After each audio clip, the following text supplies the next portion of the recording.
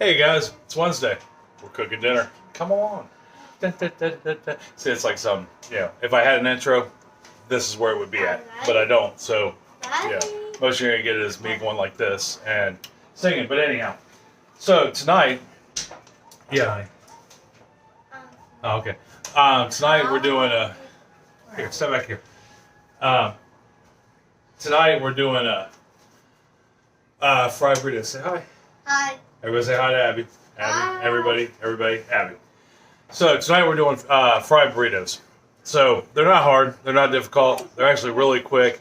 This would be a true good weeknight meal to do.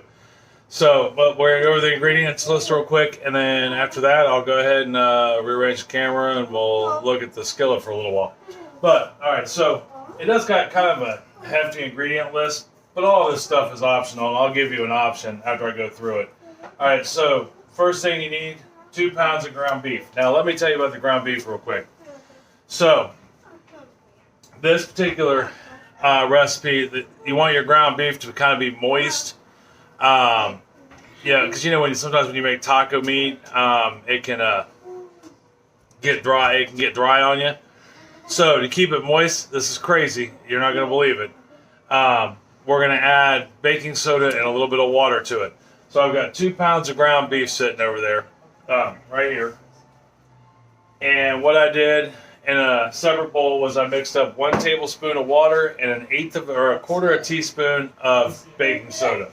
So you'll need baking soda. Now you don't have to do this, but what it does is it keeps it together. So like when you bite into your burrito, your meat doesn't fall out. So quarter teaspoon baking soda, tablespoon of water, 2 pounds of hamburger. That's where we're at so far. Crazy. I would show you, but you have to let it sit for about 10 minutes. So before you do anything else, combine your baking soda to your water, pour it into your meat, mix it up real well. Set it aside. Then you want to get all your other ingredients together. So then we need a tablespoon and a half of chili powder, a tablespoon and a half of cumin, a tablespoon and a half of paprika. I'm using smoked paprika, but if you don't have smoked paprika. You can use any kind that your store carries or that you like. 2 tablespoons of tomato paste, a tablespoon of salt, this is kosher salt, and a tablespoon of garlic powder. That's actually granulated garlic. See, always changing stuff up. And then that's really the ingredient list. Oh wait, I forgot because I do add-ons. 1 onion, the onion's actually in the recipe. 1 onion, chopped, diced, however you like to do it. Put it shredded, however. You need 1 onion. Ours is chopped, but it's small. I mean, it's not big at all. And then I have 2 jalapenos in here also. I took the seeds and the... I took all the guts out of it. I can't remember what the stem parts are called, but the seeds and stems are gone out of it. It's literally just the outer casing of the jalapeno. That way, because I like to put hot sauce on my burritos, you can also layer cheese on it, salsa, whatever you like, and I will. But I don't need the heat of the jalapeno, I just need the flavor. So that was it. You also need, last ingredient, cheese. About 2 cups worth. It really just depends on how many. We're making 4 fairly large burritos, and they're going to be beef and cheese. So you could also add refried beans to this. Anything you like to it. You want to put green peppers in it? Make it your own. But this is what I'm putting in mine tonight. Abby, you get your hands all dirty doing that. Don't wipe it off. Oh, you got your apron on. Nice apron. She's almost cooking. So that's our ingredient list. We got, and nothing else, nothing less. Quick and easy. It took me all of 5 minutes to get all this ingredients together. Our Olympic cheese shredder, Chris, Got the cheese together for me while I diced the onions and jalapenos. This literally took less than 10 minutes. I've already got the skillet on, warming up, so we can take it from there. So let me get the camera moved, and then we will take it from there. All right, hold on one second. All right, so we're at the skillet. The skillet's already been warming up. It's not blazing hot, but it's warm enough. I'm gonna put my oil in there. Oh, hi! After I get my oil in there, and I can see that it's shimmering, it's actually popping and bouncing a little bit from where where it warmed up. I'm gonna get it nice and even, around there, or at least close to it. Next thing you want to do is put our onions and our jalapenos in there, and we're gonna let those warm up.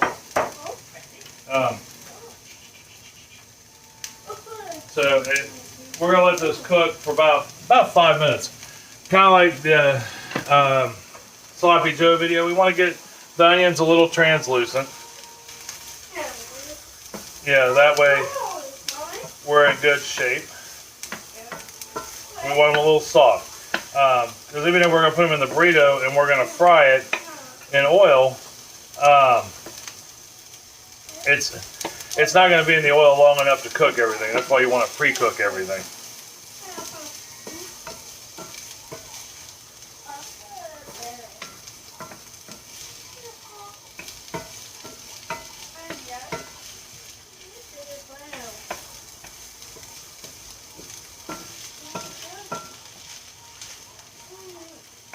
All right, well, we get these softened up, and when I come back, we'll move on to the next step. Okay, so I'm back. Let those cook down for about 5 minutes, maybe 4, maybe 6, until they look a little translucent. Not much, a little softened. All right, so the next thing we need to do is put in all our dry ingredients.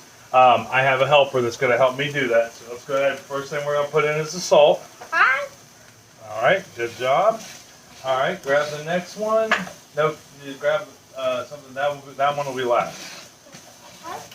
Yep. Dump the cumin in there. Then we're going to put the cumin in. Good job. Then what are we going to put in next? That'll work. Let's get the garlic in there. Good job. And then what's next? No, not the tomato salad paste yet. Let's do chili powder. Yeah, there you go. Yeah, let's put that one in, and then we'll put the paprika in. How's that sound? Alright, so what I'm doing is I'm sauteing all these spices in. Nope, not yet. Paprika, the other one. We're going to put the tomatoes in last. Put this one in. So what we're doing is we're waking up all these spices because the little bit of oil that was in there is waking them up. And it's adhering to the onions and doing good. Okay, now we need the tomato paste.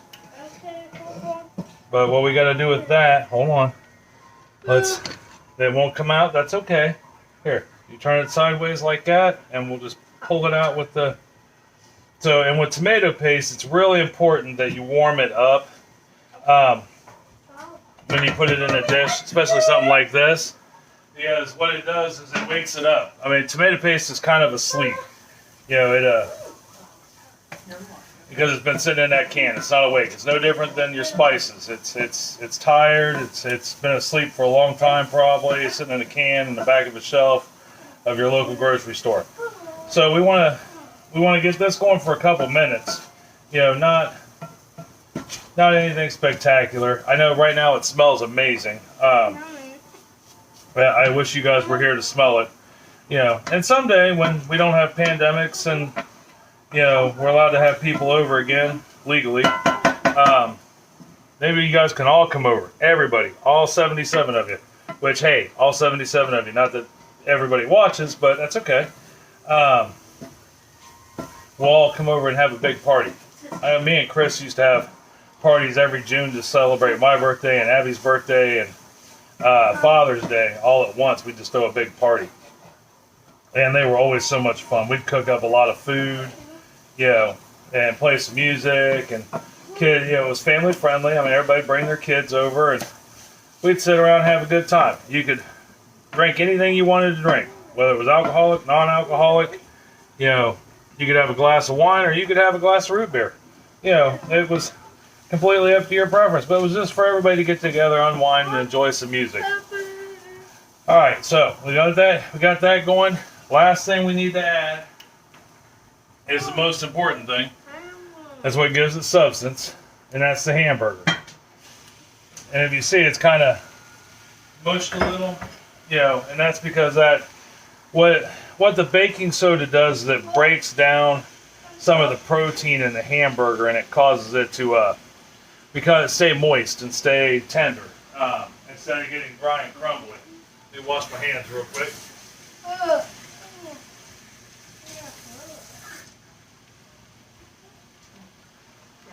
So we're gonna get this all incorporated and get it all brown. So about 10 minutes, 15 minutes. So if that's the case, we're down to about, if it takes 10 minutes, we're at about 20 minutes worth of time, and that's including prepping.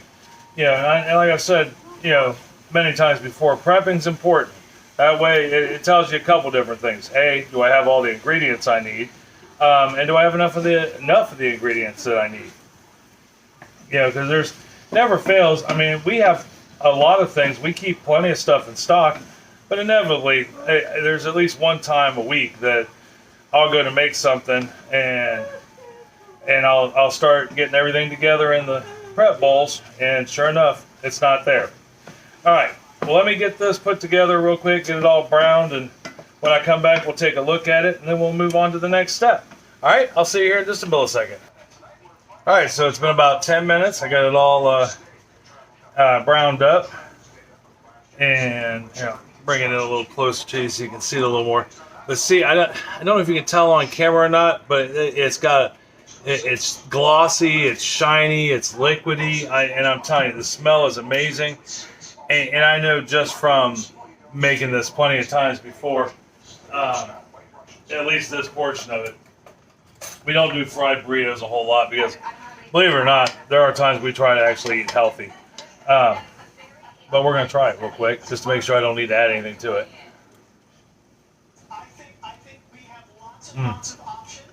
That's good meat. That would also be good for a taco, by the way. Now, you're basically putting taco seasoning in it. So, let me move you up here so I can see you better. I like to look you in the eyes when I'm talking to you. All right, so let's say you don't have any of those spices or the ability to get any of those spices. What do? So to get the moistness for the hamburger, I mean, you're going to need baking soda and water. That's just kind of not an option. Or you can let it run dry. Either way, it's up to you. I think it adds a lot of flavor in the burrito when you do it this way. But let's say you don't have any of the other spices. You don't have any paprika, you don't have any cumin, chili powder, none of that. If you don't have it in your cabinet, run to the store and get you a pack or two. I'm going to say 2 packs of your favorite taco seasoning. All right? Spend a couple dollars, get a couple packs of the taco seasoning. Grab you a container of tomato paste and an onion. Now, that's really all you need. If you don't have the stuff to do this, you need 2 pounds of hamburger, 2 packs of seasoning, taco seasoning, an onion, and hamburger. Yeah, hamburger, taco seasoning packs, and that's really it, an onion. And you've got your filling. Okay? So that way, because I know when starting out in life and you're younger, you don't always have, I mean, that's not nearly all our seasonings, and there's 24 sitting there. Yeah, I mean, we have acquired a seasoning for every occasion. It's kind of like the privilege and beauty of getting older as you acquire things, and, you know, the upfront cost of acquiring spices, let's say, it's kind of like kitchen utensils and things like that. The upfront cost is kind of great. I mean, you know, we've got these spices here, and I've got a whole cabinet that you can barely see full of spices. But now we always have them. And dried spices, they say are good for 6 months to maybe a year if you stretch it. But they don't go bad, they lose their flavor. So try it, put wet your finger or whatever, or put it in the sink and wet it a little bit and dip it in there and try it. If it tastes like garlic salt, then it's still good. If it tastes like oregano, it's still good. Now, there was one thing I added into this that was an afterthought, and that was Mexican oregano. I know here it seems like in the Newark area and in the Columbus area, it is impossible to find for whatever reason. But if you have it, you can find it. I definitely recommend adding it to it. Just a tablespoon, no more, no less. It's very potent. It's got a lot of flavor, but it's got amazing flavor. Absolutely amazing flavor. So that's done. When I come back, I'm going to show you how to roll these up and put them together. It's really easy, not hard at all. So what I'm going to do is I'm going to jump off here real quick, and I'm going to put this in a bowl. I'm going to clean out this pan real quick, or maybe grab another one. I haven't decided yet. Fill it full of oil. Then we will. I'll show you how to put the burritos together. We'll talk about the oil, and we'll fry a couple. All right. I'll see you here in just one quick millisecond. All right, guys. So we got the meat in a bowl. We got. I'm using peanut oil tonight. You can use corn oil. Healthy oil is okay. I mean, if you have whatever oil you have will work. It just has to be a high temp oil because you want your oil to be at about 375 degrees. We'll talk about that a little bit more when we get over to the stove to fry these bad boys. Right now, let's assemble them, and I'll bring the camera down in just 1 second. So, I'm using flour tortillas. They're pre-bought. There is no time through the week to make homemade tortillas, at least not in our house. If you have the time and knowledge, sweet. If not, store-bought's just as good. Whatever works for you. Remember, I'm just giving you the recipe. How you make it is all up to you. So, let's say you have some burrito shells or even some small taco shells that you want to turn into burritos, because you can also fry tacos with this recipe, which I may do one night. And they're not really pliable. I mean, like these ones here, they're soft, they're fresh, they bend. Yours may be a little older, maybe they don't bend. How do you make them bendable? So you make burritos. Well, there's a couple ways. If you are in a hurry to get things done, it's late, you want to get the kids to bed, or you just want to go out for the evening because you don't have any kids, pop them in the microwave, put them on a plate, take a paper towel, get it wet, wring it out real good, put it over top of the burritos, on top of the plate, on top of the burritos, put it in the microwave for 30 seconds. It'll soften them right back up. If you have time, put them on your stove top in a pan, lightly oil the pan. If it's a non-stick pan, you don't have to oil it. And just literally, like 5 seconds aside, maybe 10 seconds aside at most, that'll soften them back up. The heat will. If you're using corn tortillas, or corn shells, and not flour shells, you're going to want to warm those up either way, because those are naturally stiff even when you buy them fresh.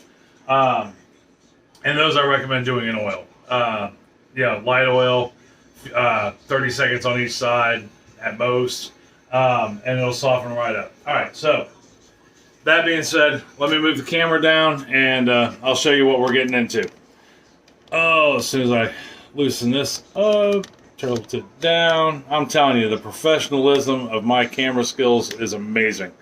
All right, so things you'll need, obviously, the meat, the cheese. I always put mine on a pan so I can make them all up at once. If you have a clean countertop, go straight on the countertop. I have a clean countertop, but I'm still going to do it on a cutting board. I have my plastic one out that I usually use for meat.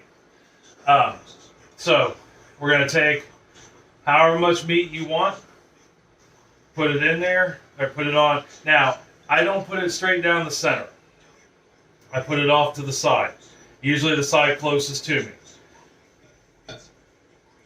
At this point, say like you were going to do refried beans, smear that refried bean on there first, and then put your meat on top of that, or however you like. I just know if you're going to do beans, I'm the only one that likes beans, so I don't put it on the burritos. I just put it on the side.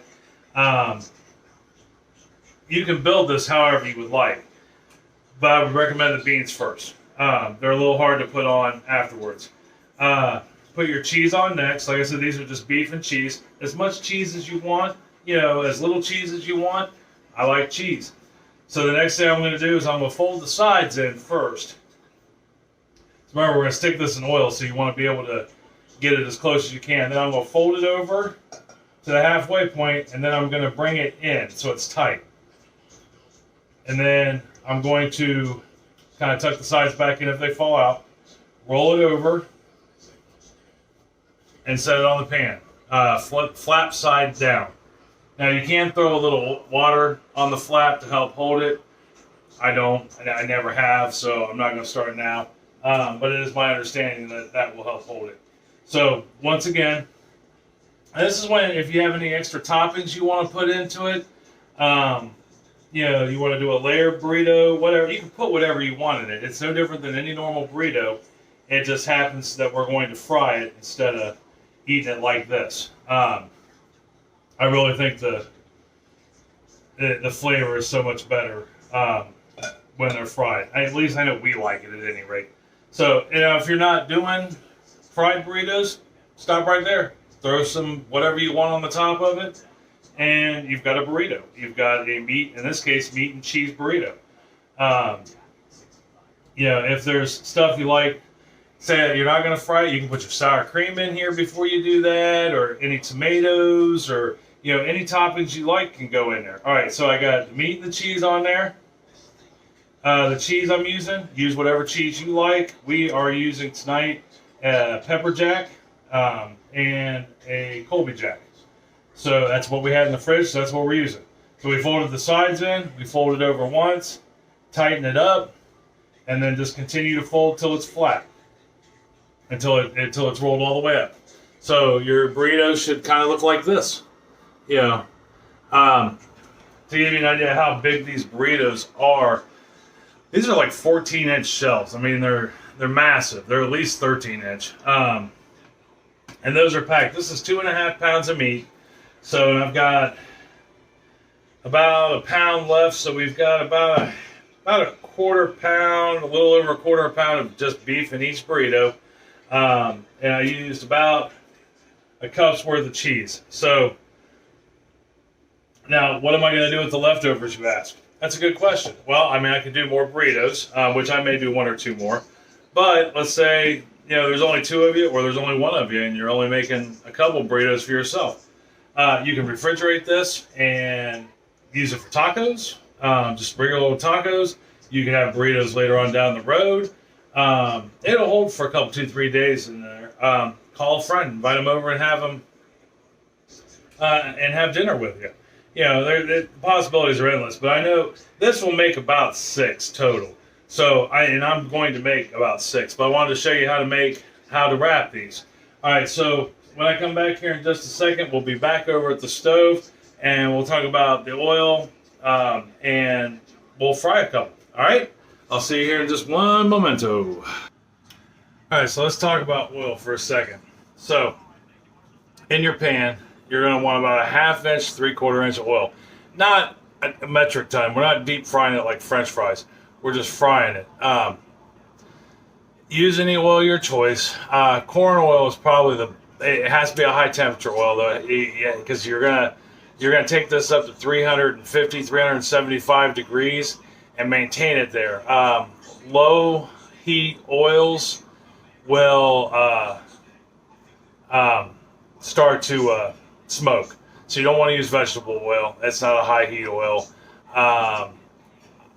Olive oil is, if you get a good one, it's not extra, fancy. It can usually handle the heat. Grapeseed oil is pretty good. I'm sorry, honey, what? Sunflower is another good one. Yeah, but you want it to be you want it to be able to heat to about 400 degrees without smoking. Peanut oil will do that. Corn oil can do that. And they both give a really good flavor, almost like that fair flavor. Like you're going to the fair and all the foods are fried in corn or peanut oil. Matter of fact, French fries are usually fried in peanut oil. All right, so we got about half 3/4 inch, and we wanted at 307. I got mine at 375 degrees. So here, let me get the camera moved, and we will and I'll show you what we're doing. It's a pretty easy process. It's not hard to do at all. A lot of it is just timing, and I always screw up the first couple. So, things you want to have out before you even start frying is a cookie sheet and a wire rack. So, which I need to get another cookie sheet out. So, give me just 1 second, because I was not prepared as I should have been. Although it's right here, it's in the oven. I don't know about most people, but I know we keep a lot of our baking equipment in the oven. Mostly because we just don't have the space to. But you want to have your a sheet pan and a rack set out, so that way you can. Matter of fact, let's do a different wire rack, because I actually ended up getting 7 burritos out of that. So I'm gonna get a bigger wire rack. Boom, bigger wire rack. Problem solved. All right, so when you're putting your burritos in, you want to do it, hold on a second. Oh, not very prepared. There we go. You want to do it flap side down. What that does is it automatically seals that up. So what happens if your heat isn't at 375 degrees? Well, with a flour tortilla, and corn tortillas can be the same way. If it doesn't start, if you don't have it at 375 degrees, what happens is that tortilla shell will start soaking up every bit of that grease. And then you've got, it will fry, but it is not very preferred. It's very greasy, is what it turns out to be. It'll turn out being very greasy. So, and what we're going to do is we're going to put these in here, and you're going to let them fry for about, and hopefully they don't blow up and fall apart like that. And if they do, it's okay. That's okay. That's why we're going to put it on the rack, to let that grease drain. So, I mean, nothing's permanent. Yeah, that's kind of the beauty of it. All right, so, I mean, just while we've been sitting here talking, it's already browned up.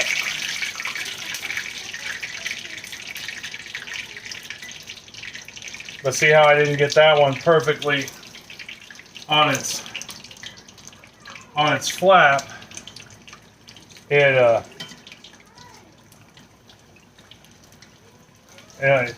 usually burn up the first ones. That's all right. That's all right. So like I said, it doesn't take long to fry them, and you just got to get to know. I mean, it's literally seconds aside.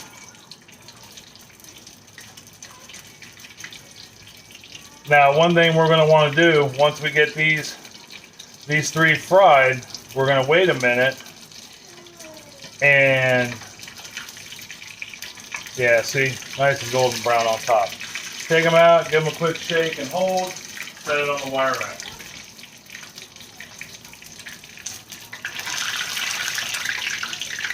Take them out, set it on the wire rack. Now, I will say, if you don't want them to to get dark like that, because I mean that does look dark. We like ours like that. It's not burnt; it's just dark. Do one at a time, and then that way you won't have to worry about, you got better control over it that way. You say no more monkeys jumping on the bed? Now, when you're putting these in, you can use your tongs to put them in with. Because that grease is hot. It will get you if you're not careful. I'm just letting you know. So you don't, if you're not used to playing around with grease, tongs are a beautiful thing. They really are. So, but now that I know those got really dark, my grease is probably hotter than 375. So I need to turn down my stove a little bit. Yeah, see, there we go. Now we're cooking with gas or grease or oil or however you want to look at it. Turn this one over. Remember, your insides are already cooked, so it's not like you're looking for to cook anything on the inside. You're just simply looking to fry the outside of it. And like I said, it does take practice. I mean, I've made probably, I don't know, 100 of these in the last 2 years, and I still get them dark in the beginning. It's hard to judge. But like I said, if you don't get the oil hot enough, your tortilla shells will automatically just soak up the oil, and it makes it really hard for them to fry. Yeah, and you don't want that. So there's another one done. Maybe if I can get it flipped back over to grab it. There we go. Shake some of the grease off or the oil off. Move it on over.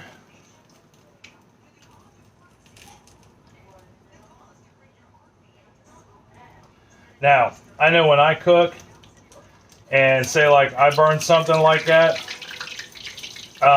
like the other morning, I made French toast. And the first two that I made, I had just got done frying up some ham, and I cleaned the pan out so my French toast didn't taste like ham. But in the process, I got the first two pieces a little too dark. Yeah, they weren't burnt, but they were a little darker than normal. There was still a little ham residue and all that good stuff on it. So I ate those two pieces. I will give the option to everybody to eat the first cooked stuff. First cooked, it never turns. Very rarely does it turn out quite right. Why? I don't know, but it doesn't. But I think a lot of that's just because, in this case, I guarantee you, even though I use the thermometer, I use a candy thermometer because I don't know where the batteries are and or half the parts are for my my good thermometer. I check it. It says 375. I pull it out. By the time I get over here to grab it and to put it in, it's probably at 380, 385. Now, as it cooks, as you cook anything in a fryer, or in this style. Now, what caused that was I had a small tear in the burrito. So this one's going to be a little oily. But, well, not if it's done right. It's actually pushing the oil out and frying it. It's sealing it. But anyhow, when you're still testing it to kind of see how it goes, the first thing always burns. It can be undercooked, take too long.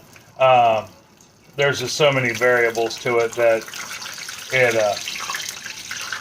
can get a little nuts. All right. We got dinner fried. Turn the oven off for safety. Now in my family, they know if this red handle's on the pan, that it's hot. Plus, it makes it a lot easier to grab when you have a silicone cover on it. All right, so that is fried burritos. You can see them there in the background. Like any other protein, anything like that, anything you fry, you want to let it sit for a minute because they are going to be hot inside.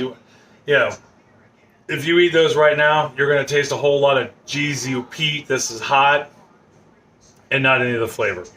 So I would recommend letting them sit on the rack for 4 or 5 minutes, at most, and then tear into them.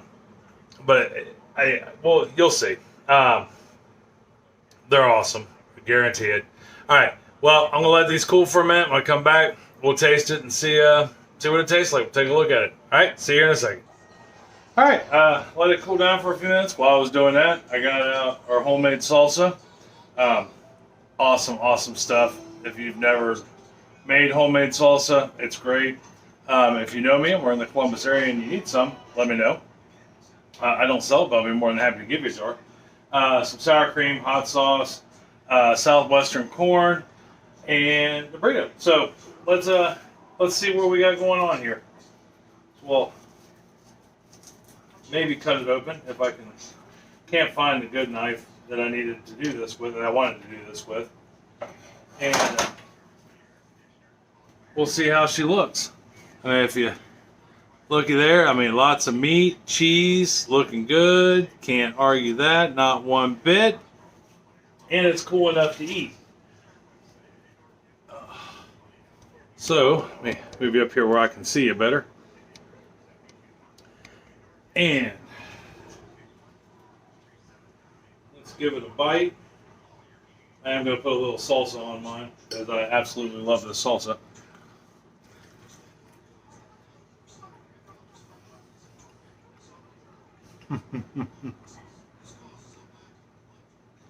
So not only is there a good amount of cheese in there, because that's what you want in a beef and cheese burrito, is a bunch of cheese. You go to some places to get a burrito, they skimp on the cheese. A lot of times they skimp on the meat. This way you can do it all yourself. You don't have to worry about that.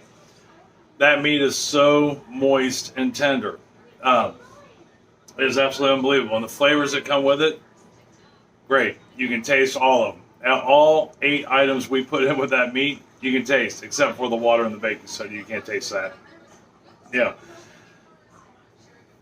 And the flour tortilla, where you fry it, makes it so flaky. It just, really, if you've never had a fried burrito, I recommend you try this.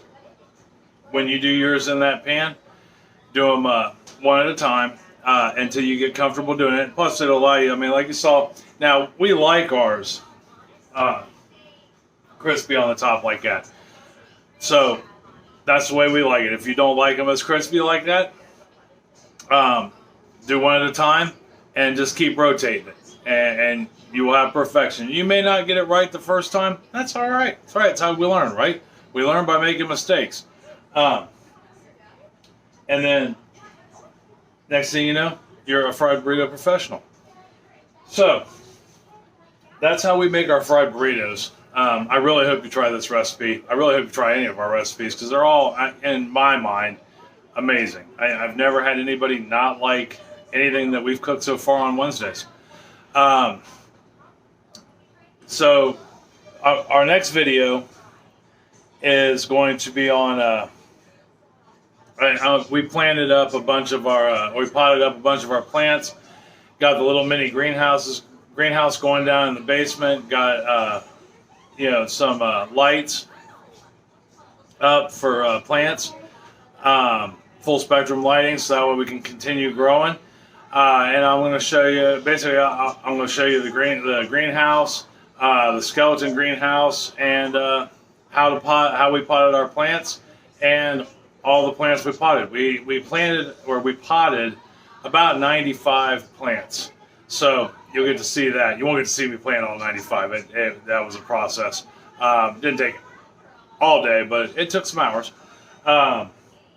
So that'll be the next video coming out. We are currently looking at doing some classic recipes.